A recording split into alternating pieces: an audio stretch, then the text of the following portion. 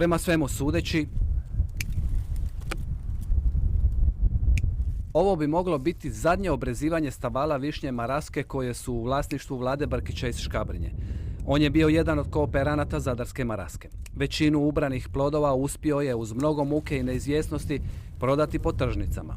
Tek manji dio, 800 kg, prodao je kupcu iz Austrije po, kako kaže, ucjenjivačkoj cijeni od 3 kune i 70 lipa za kilogram. Ovu godinu sam odredio čisto, sve ću uložiti, sve ću napraviti i sve. Plod će doći, nadam se, ako bude godina, ne daj Bože neke grada i čuda. A ako ne bude organiziranog otkupa? Onda je, koliko stignem još taj put pobrati, onda i reže na iduće ljeto.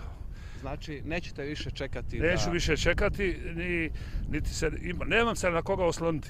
Uzgajivači višnje maraske u Škabrnji nisu organizirani, što im u mnogome otežava položaj. Mjesni načelnik će, iako mu to nije posao, kaže, pokušati već u siječnju dogovoriti susret mogućih kupaca i uzgajivača. Ja se nadam da će se pojaviti bar 3-4 zainteresirani ljudi za veće količine otkupa i da će na tom susretu s proizvođačima se iznaći nekakav dogovor. Da li će biti kratkoročan ili dugoročan, o tom potom vidjet ćemo. Znači, nekakav jasan plan ili strategija još uvijek ne postoje?